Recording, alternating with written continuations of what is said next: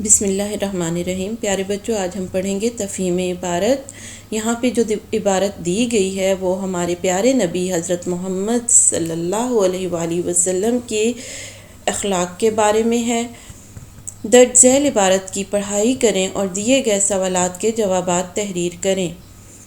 عبارت کو دیکھتے ہیں۔ پیارے نبی صلی اللہ علیہ وآلہ وسلم کی زندگی ہمارے لیے بہترین نمونہ ہے، مثال ہے، یعنی ہم زندگی کے ہر معاملے میں آپ صلی اللہ علیہ وآلہ وسلم کی زندگی سے رہنمائی حاصل کر سکتے ہیں۔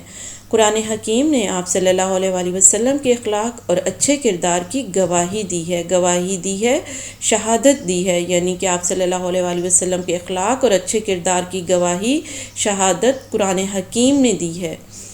پیارے نبی صلی اللہ علیہ وآلہ وسلم بچپن ہی سے بہت سمجھدار تھے۔ آپ بیکار باتوں، کھیلوں اور فضول کاموں سے دور رہتے تھے۔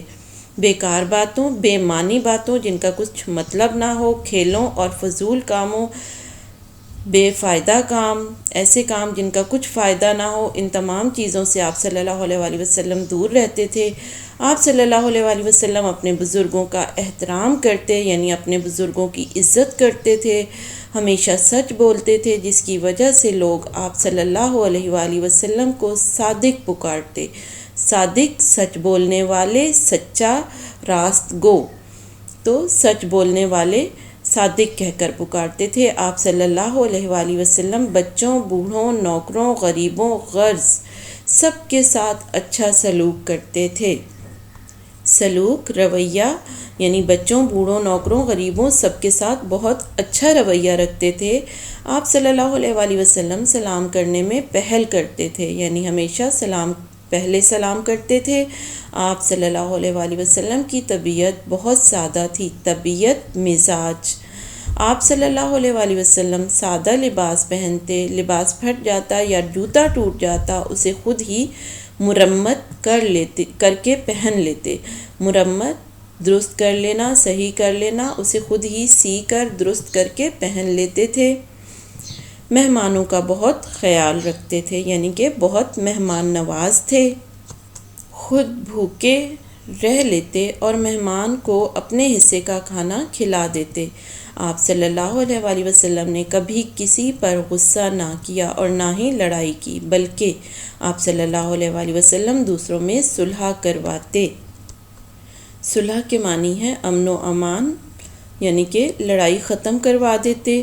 ایک دفعہ ایک آدمی نے آپ صلی اللہ علیہ وآلہ وسلم سے عرض کی، یا رسول اللہ، مجھے کوئی نصیحت فرمائیے۔ آپ صلی اللہ علیہ وآلہ وسلم نے فرمایا، غصہ مت کر۔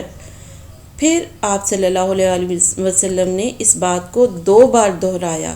جی پیارے بچوں، اس سے کیا ثابت ہوتا ہے کہ غصہ بہت بری چیز ہے اور یہ شیطان کی طرف سے ہوتا ہے۔ تو آپ صلی اللہ علیہ وآلہ وسلم نے کیا نصیحت فرمائی اس شخص کو کہ غصہ مت کر، تو ہمیں غصے سے بچنا چاہیے۔ آپ صلی اللہ علیہ وآلہ وسلم نے یہ بھی فرمایا کہ بہادر وہ نہیں جو کشتی میں دوسروں کو ہرا دے، بلکہ بہادر وہ ہے جو غصے کے وقت اپنے آپ پر قابو رکھے، کنٹرول رکھے۔ کشتی بچوں ایک کھیل ہے جو 2 پہلوانوں کے درمیان ہوتا ہے، یہ ایک لڑائی ہے اور یہ بغیر ہتھیاروں کے ہوتی ہے۔ یعنی کہ آپ صلی اللہ علیہ وآلہ وسلم نے فرمایا کہ بہادری یہ نہیں کہ آپ کسی سے لڑیں اور اس کو ہرا دیں، بہادری یہ ہے کہ آپ اپنے غصے کو کنٹرول میں رکھیں، اپنے غصے کو قابو میں رکھیں۔